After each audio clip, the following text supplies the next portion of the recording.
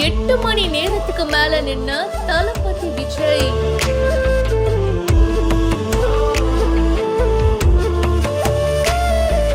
இந்த மனசு வேற யாருக்குங்க வரும்?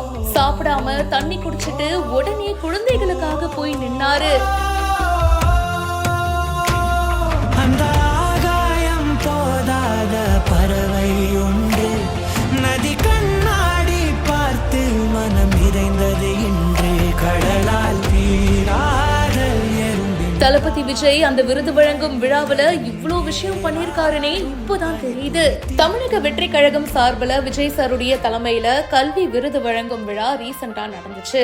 மாணவர்களை ஊக்குவிக்கிற வகையில விஜய் சாருடைய தலைமையில இந்த விழா நடந்துச்சு. இதுல ஸ்டார்டிங்ல இருந்தே பாத்தீங்கன்னா விஜய் சார் நின்னுட்டே இருந்தாரு. அதை நம்ம நோட்டீஸ் பண்ணிருப்போம்.